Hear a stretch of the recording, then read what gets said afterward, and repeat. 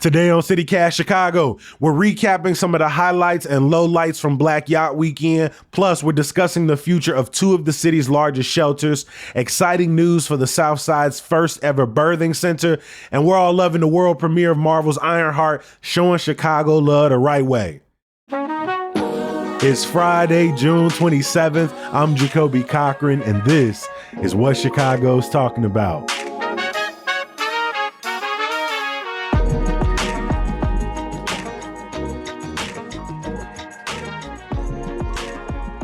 I am joined today by WCIU TV host Brandon Pope. Welcome back to the podcast, my friend. What's good, bro? Good to be here as always. Always a good time. We've also got super reporter from Block Club Chicago, Maxwell Evans. Max, welcome back to the building, my friend. Always happy to be on and love the super reporter. I'm going to steal that one. Hey, I got your back. If you are new to CityCast Chicago, welcome. We are Chicago's #1 daily podcast for the last 4 years running. We've got 1,100 episodes in the crates for you to dig through. I went on a CityCast Chicago Neighbors event earlier this week. That's our membership program. We went on a tour, a LGBTQ plus tour through downtown with one of our neighbors, Mike McMains. And on that tour, a few people talked about how they've listened to all 1,100 episodes. And I'm always like a little self-conscious there because I'm like, oh my God, I sounded so terrible when we started this thing off. But if you are new to the podcast, maybe go back through the last couple weeks, last couple months, or even just through some of the episodes we did this week. We talked about the heat wave over the weekend. We talked about, are we finally over the bear 4 seasons in, and gave you a history lesson on Chicago's game, 16-inch softball. And every single Friday, we like to bring in our friends to talk about some big stories happening in and around the city. And Brandon, I want to start by looking back on last weekend. Again, we had a heat wave. It felt like 100 plus out there. I was out at Summer Smash. Some of my friends were dropping around me from heat exhaustion. But there was a big event last weekend to kind of help people escape the heat, get out on the water. How did Black Yacht Weekend go last weekend? Man, it depends on who you talk to. For the out-of-towners, some loved it, some hated it. Some thought we're Houston or Atlanta, and we ain't Houston or Atlanta. You know, for locals, it may have been too packed. The streets were bussing. Everything was at capacity, it seemed like. Things were sold out quick, and folks had a tough time getting boats. Sadly, the Black Yacht Weekend itself, what should be a joyous, safe time on the water, we see these stories all the time when the season comes around, but there was tragedy.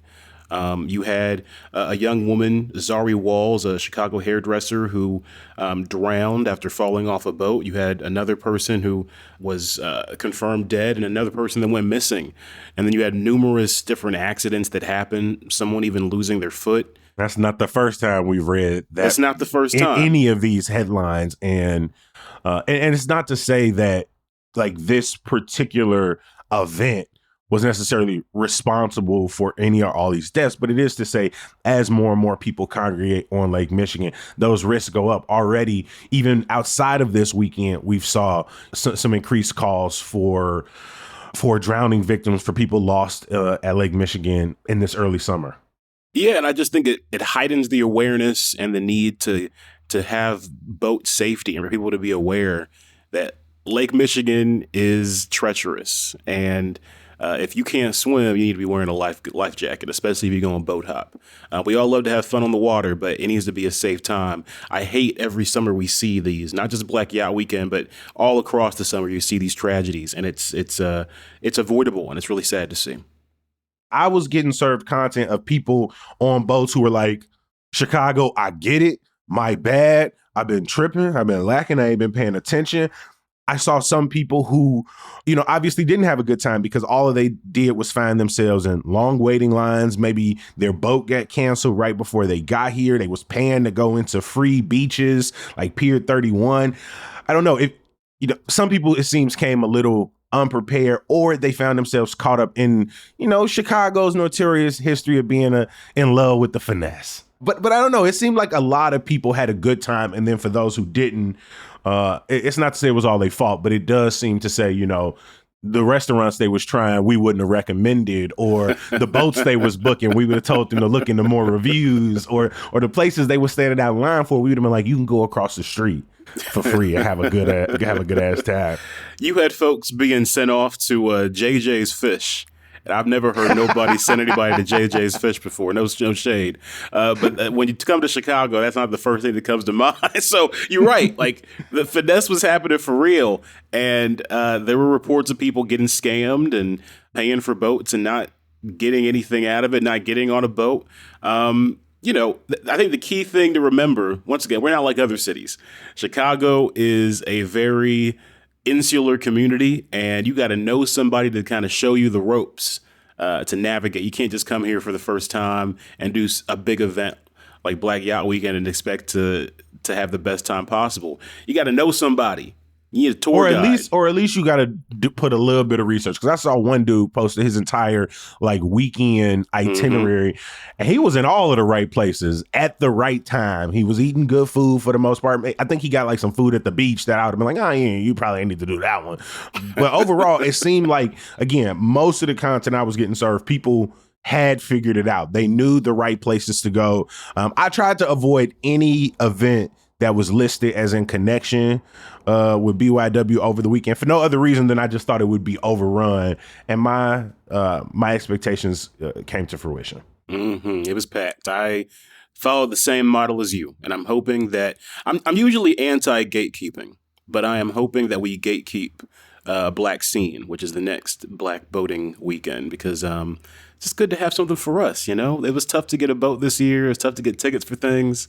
I don't like that. I love people seeing the city. Even though, I'm not gonna lie, because I didn't grow up seeing it, seeing people like jet skiing over those mini Lake Michigan waves with the skyline behind them. And so I just always assumed that's something you had to do when you go to the coast. But like boating on Lake Michigan, getting out on Lake Michigan on a kayak, on a jet ski, it is possible. Be safe, but it is a damn good time. And I hope that people don't, if they're seeing sort of water activities for the first time through this weekend or through this lens or through some of these recaps, that you go experience it for yourself in as safe a circumstance as possible. But overall, it hasn't convinced me not to go out on the water, but it has reminded me that it's something I should take very seriously. Yeah, I'm gonna be out there. Don't worry. I'm I stay on a boat. No worry about that. Max, I want to kick it over to you. Last month on the podcast, we discussed the city's move to take over full control of a state-run, joint-run shelter for the unhoused in our city. This particular facility was at a former hotel between Kenwood and Hyde Park, and was originally opened a few years ago to house folks who were being bused to Chicago from Texas and Florida. When we last talked about it, people were being integrated into the system as Chicago's migrant care resources and beds were folded into the city's larger shelter system. When the city announced the former Best Western would remain a part of this expansion, some of the neighborhood pushed back, even threatening to sue the city. So the last we learned, things were turning over. They were putting out a call for new staff members. They were trying to rally the neighborhood. You've got an update for us. What's going on? So all that being said, it looks like that's not going to happen at all. The city announced that it's going to pull back its plans and actually start to phase out this shelter in Kenwood over the next 6 months. That comes at the same time that they had a similar situation with a shelter of about 900 beds near Midway Airport in West Lawn. That one was similarly supposed to transition to a city-run, singles-only facility, but that's also getting closed down. So that's 2 large shelters that the city had previously announced or previously planned in some way to take over and kind of keep running in a similar fashion. And now they're both going to be closed most likely by the end of the year. I mean, Chicago's shelter system included about 7,400 beds as of February, you point out in your reporting. And between these two, I mean, you just say 750, 900. We know we are in a crisis of affordable housing. We know we're in a crisis of new arrivals, the unhoused, struggling, like just up and getting rid of 1,650 beds. That's a big deal in a city that we already know didn't have enough beds to begin with. There was a lot of scrutiny at the top of the year because there was sort of this math the city talked about of, oh, we now have more beds. They were just transitioning these sort of beds for new arrivals over into the city's larger shelter system. So we didn't really get new beds at the top of the year, and now we are actually losing beds halfway through. Was this because of the pressure that the neighborhood put on, or was there another justification? First off, from the jump, they were like, we're not going to answer your follow-up questions, which was like a very frustrating experience. Like, there are a lot of valid questions, a lot of reasons that could be given for this closure. The one that the mayor's office and Department of Family and Support Services gave, they had said that this was due to federal budget pressures. Now, they didn't really say exactly what that meant, but we do know under the Trump administration, pretty much everything is getting cut. You see staffing getting pulled back. You see that Trump has proposed cutting 44% from the federal housing department. So you know that there actually are federal budget pressures, and that may be a valid reason for making this move. Maybe the city is in the future going to have some funding dry up that was really necessary to keep this open. But at the same time, when you look at hundreds of people coming out to meetings, when you look at the threatened lawsuit you mentioned, when you look at people literally fundraising to try and keep this out of their neighborhood, to keep this shelter from staying open indefinitely, you have to feel like there's some sort of connection there. And in the Hyde Park Herald's reporting on this issue, they did speak with State Representative Curtis Tarver, who had essentially taken the side of a lot of the residents in this situation, said he would go to bat for them as they tried to get this shut down. And he said that it wasn't really a surprise to see that the city reversed course on this, given how the, quote, militant pressure was playing out against this facility. I am concerned when something that the mayor and the governor went to bat for time after time to provide resources for a group of people, both the unhoused and new arrivals, who are under increased pressure from the ICE raids that have picked up intensity, both outside of schools and workplaces and immigration courts, taking away the thing that is the most amount of stability for people, a bed. That is not in line with a city and a state that's trying to push back the very same federal government that they claim has turned a blind eye to the most vulnerable. Is there any chance, I know that there's going to be a few months where this Kenwood facility ramps down. Has there been any sense from the Johnson administration that they could reverse course on this if some funding comes up? Right now, I don't know. And I do attribute a lot of that to reaching out to both the city and the state on this issue. Like, when you ask a question as a reporter and are told from the jump, like, we're not going to answer that, speculation arises around it. Yeah. How quickly the whiplash I imagine, for residents, for the people who were staying there, who had this feeling of belief at the end of last year that this facility would stay on, and they'd have to go through the transition of it growing in numbers as we brought in new individuals, to dealing with the pressure from the community that not everybody wanted them to be there, and the city coming out and saying, we got your back, to kind of waking up to finding out that, again, 1,600 of 7,000 or nearly 7,800 beds is a lot, y'all. To have the rug pulled out from you like that is just, it sounds cruel to me to pull the rug out like that. It don't sound right. As the original plan was being rolled out to keep this shelter open and take over the operations from the state, that was one of the main justifications that was given at that meeting. Like, as people from the neighborhood were yelling at the officials, like, get this out of our neighborhood. You need to communicate with us. You haven't communicated with us. Why are you opening this? The response was like, simply, we need this. Like, this is such a desperate need for housing. We need this. So when it was trying to make that plan work, that was the talking points that you would hear from local leaders. And now it's like, where is that? It just doesn't seem to be the same sort of energy as when they were trying to defend the plans. Now that things are reversed. And so, yeah, it's just, it's really difficult to keep tabs on what's truly going on or what the true justifications is. We were talking a little bit earlier about last week's heat wave, and obviously that just wasn't impacting Chicagoans, but also impacting our public spaces, our community hubs, particularly community gardens, those that already have a tough time accessing water in the neighborhood. A Block Club recently dropped a story about some of our Southside community gardens finding it very difficult to keep their crops watered, not just when it gets extremely hot outside, but throughout the entire gardening season. Hope, catch us up here. Yeah, this all centers around the fire hydrants. You need a permit to access those. And a lot of these community gardens are having a really tough time getting those permits. There's one in particular called Otis Fresh Farms under Alderwoman Stephanie Coleman. They've applied. and they haven't gotten it. And why this is a big deal, it forces them to try to get a little more creative about getting that water to those crops. These crops are, when we say community gardens, we're talking about gardens that people depend on for fresh fruits and vegetables and produce at affordable prices or often free. There is a Love Fridge on the south side of Chicago that many people know about that is a safety net for so many families.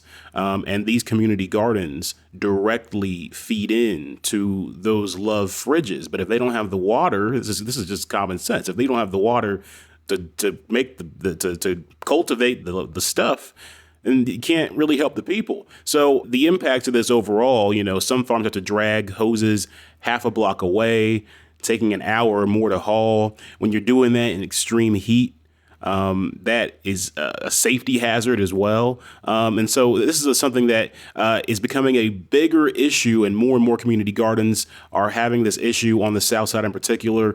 Shout out to our Scooter Gang member, Jamie Nesbitt Golden, for her reporting on this story. It really opened my eyes, because just like Block Club always does, it goes hyperlocal and it digs into issues you may not be thinking of top of mind, but really are big within our communities. And this one, I'd say it's a pretty pressing one. 100%. We have done articles in the newsletter. We did episodes about the start of gardening season. What can you do, whether you live in a house or an apartment or a multi-unit complex? We've talked about how to access community gardens. But one thing I don't think we've put a lot of attention on is how they water their crops. I don't think I ever really sat down and thought, because I just assumed, well, there's a community garden here, so they must have the water part figured out. But as I'm moving through some of this reporting, like nearly $1,000 to take the cap off of a fire hydrant, it seems like it's not really easy to apply for a permit if you don't own the land. And some of the community gardens sit on nonprofit owned land or city owned parcels. And so I didn't realize how much money it may take to water a community garden and keep it hydrated throughout the year. And Jamie pointed out, in the month of May, as a lot of people are gearing up to go out for garden season and really get their season started, the website was down for an entire month, which made it even more difficult for people to get the water and the consistency that they needed. We are going to stay on the South Side. Max, you have been covering a group of women who are working extremely hard to bring the South Side its first official birthing center. How is this progress going? It really just sounds like such a wonderful project. I've been aware of it, but my colleague Maya McDonald has actually done a lot of the coverage in the past for us for Block Club on the Southside Birth Center. And so this was really my first time getting to meet all of these women in person, getting to really discuss in depth what the work they've been doing over these last several years.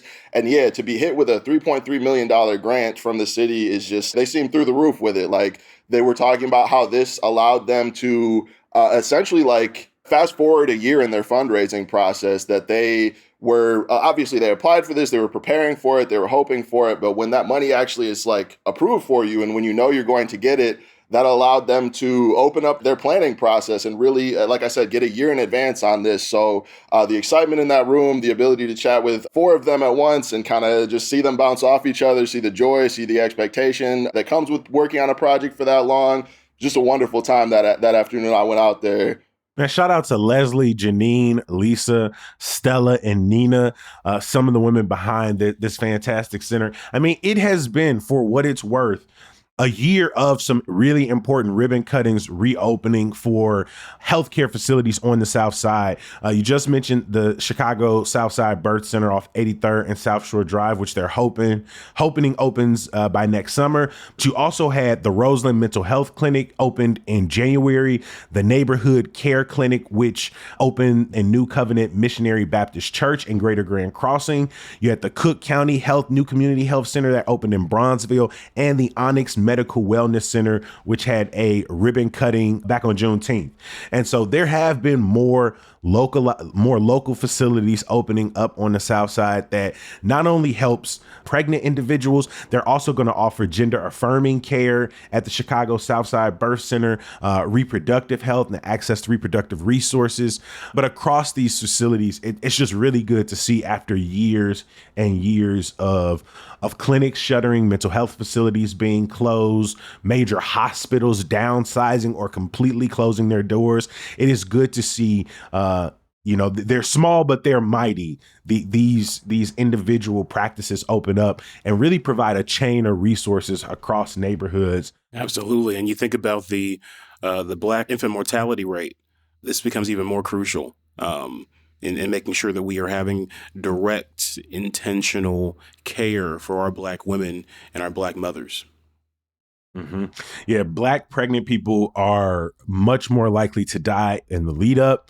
In giving birth, they lack access to the same resources after giving birth as well. And so these type of facilities are crucial, not on just the South Side, but across the city. But it's really good to see the city putting its money where its mouth is when it comes to these investments.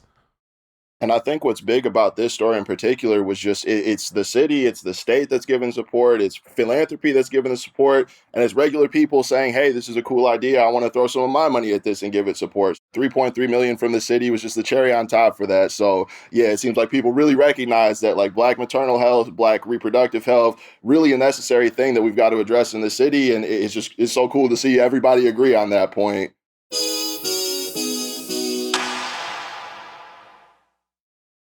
Every single episode of City Cast Chicago ends the exact same way, and that's with me begging you to bring your ass back for the next episode. Even 1,100 plus in, I'm still asking you to share us with your friends and family and don't gatekeep. And one thing I can promise we're going to give you at the end of every episode is some good news. Whether the topics of our episode frustrated you, made you happy, inspired you to get out in your community, we are going to make sure you end every episode with a bright spot. Brandon, I want to start with you. This week, 2 major television premieres with Chicago right at the spotlight. We talked about one of them earlier this week. You want to make sure we are not sleeping on the other one. What are we talking about here? We are talking about Ironheart, okay? If you are a Marvel superhero fan, or even if you're not, this is a big moment for the city. The cinematic universe is in the city as it tells the story of a Southside Chicago girl, Black super girl, genius, a super genius, an MIT. I should say dropout or expellee, but still, she was too smart for MIT. She was too smart for MIT. She makes an Iron Man like suit. And she got to hop into a world of science and magic and morality and all kinds of stuff. It's a fascinating show, but I think for any Chicagoan watching, they're going to notice it's a Chicago show. There's a lot of things that film here, and they say they're in Chicago, but they do most of the filming in Atlanta. Like they film the exteriors here, but they don't really do the filming in the city. Well, that's not the case here with Ironheart. They filmed so much. You can see these neighborhoods are lived in. They're on the lake. They're in Bronzeville. They're in Garfield Park. They got Saba in there. They got, real Chicagoans at the center. And I think it's a beautiful thing. In the first couple episodes, they, like you mentioned, a whole Saba concert. They created their own mural to represent Riri's late stepfather and best friend. But if you know Chicago murals, the minute I saw it, I was like, that's a Max Sansing. That's a Max. I done seen Max's murals all up and down Stony Island, all up and down 55th Street. I heard that they bootlegged the Chicago Girls Do It Better shirt.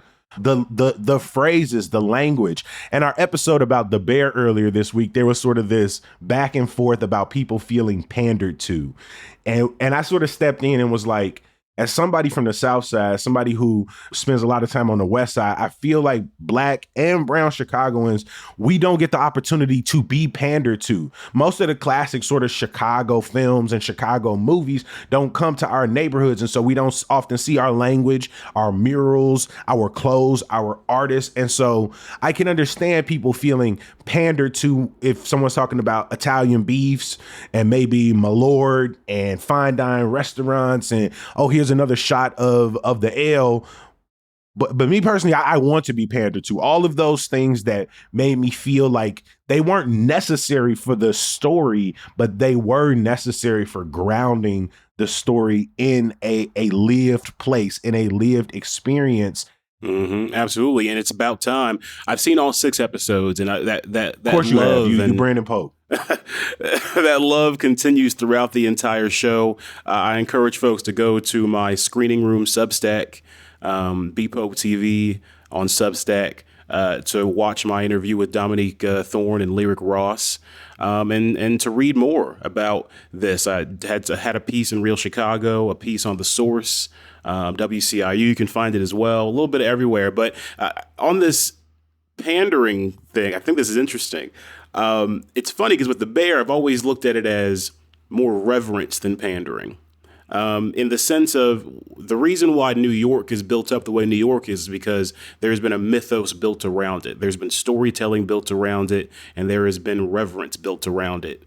And I think that is something that Chicago has lacked in popular media, and the Bear fills that void. So with every shot of the L, and, Italian beef for things like that. But I just think like that mythos building matters in terms of like establishing a city within the culture. It's great that Ironheart's able to really put forth Black culture in Chicago. 100%. I'm one of those people who say, watch both shows.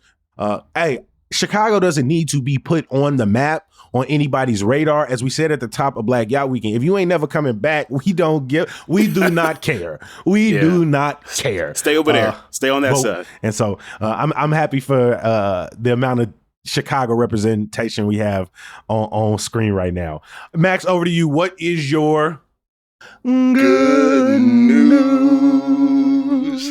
My God, the only person who consistently sing the song with me for the last 4 years. I appreciate you, big dog. I was hoping others, like I wasn't the only one. I thought it would be a running thing. I thought it would pick up too. People. I thought I was laying out the red carpet for people, but you're the only one who walked it with the bottoms on. Well, yeah, I want to keep it very selfish for my good news. I've been dealing with a mystery knee problem. No. It's like kept me from all the things I love doing for, essentially since last April. And so this summer, I'm finally back to like 80-90%. Shout out to Athletico and the Hyde Park West. Man, Ross, Caleb, Megan, everybody that's helped my knee get back to what it needs to be. And I'm going to be playing so much softball in our media softball league. I'm going to be playing so much basketball, pickup games at Rainbow Beach, at 63rd, wherever I can. I'm going to be biking everywhere, as I still have been anyways, despite the pain. And so, just being able to enjoy one of those classic Chicago summers without hobbling around like I'm 80 is, I'm so excited for that. Hey, I'm happy for you, man. I've seen you out there a couple times. Our teams are out there battling, right? I'm glad to hear that you are feeling better, that you're able to get out, enjoy summertime shot without all of the restricted mobility you've been dealing with these last couple years. I am going to round us out, and I'm going to be a little bit selfish as well. I have been moving far past where I live in my neighborhood for the last couple of weekends to go outside, right? Going all the way out to Bridgeview, going all the way to Calumet Heights, or all the way out to Homewood to kick it with people. I done been up to Logan and Humboldt and Rogers Park. I think this weekend I'm going to stick very close to the crib, and luckily there's some cool things for me to do on the near south side. One is the Chicago Food Truck Festival coming to the Motor Road District.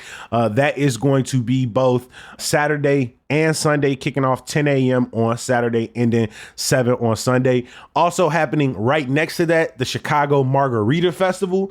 Tickets start at just $10. You can go out there, pour up. Shout out to the Urban Oasis for season 11 of the Margarita Festival. And then one last thing that I'm going to do, stay very close to home, is I'm really excited to go see Art for the Soul 2 at Elephant Room Gallery off 704 South Wabash.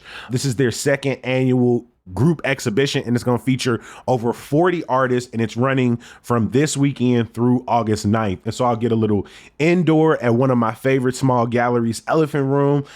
Probably get a couple drinks in at the Margarita Festival, and then just kind of get something to eat before I head home at the Food Truck Festival. And so I'm going to be outside, but I ain't going that far from the crib. It's going to be a real local affair this weekend. I am looking forward to it. Please, y'all, join me in thanking one of CityCast Chicago's most enjoyable guests over the last 4 years. We're grateful every time you come, my friend. Block Club Chicago super reporter Maxwell Evans. Always appreciate being on, and thanks for the kind words. I want to give a huge thank you to TV host, the person who gets all of the best interviews in the city and gets to see all of the movies 3 weeks before we do. Shout out to the homie Brandon Pope. Hey, always great to be here, bro. Appreciate it. Before we get out of here, I want to give a huge thank you to the people who make CityCast Chicago possible. Our executive producer is Simone Alicea. Our producer is Michelle Navarro. Our Hey Chicago newsletter editor is Emmy Mack. Our roving newsletter editor this week was Natalia Aldana. Our social media manager is Rick Homuth. The music we all love is from the homie Sam Thousand, All the Kimonos, and Mark Greenberg from the Mayfair Workshop. Hey, this week I got some very special shout outs. I want to give a huge shout out again to the CityCast Chicago neighbors who joined us for our LGBTQ tour downtown with Mike McMains. I want to give a huge shout out to my friends Kyle and Megan for their wedding this weekend. I'm so excited to attend, party with y'all. It's going to be a good time. And then my last shout out is for you. I said it was going to be special, and it is. Every single one of y'all who listens to this podcast, who reads the Hey Chicago newsletter, who shares this with your friends and family, I want you to know this means the world to me. This is some of the most humbling and gratifying work I've ever gotten to do in this city. And the truth is, I want to do it as long as possible. So keep showing up, keep sharing us, keep showing your support. Consider becoming a CityCast Chicago neighbor. And most importantly, bring your ass back here bright and early on Monday. Or, whenever you listen, whenever you like to binge a couple of them, put it in your calendar and be back. I'll talk to you soon. Peace.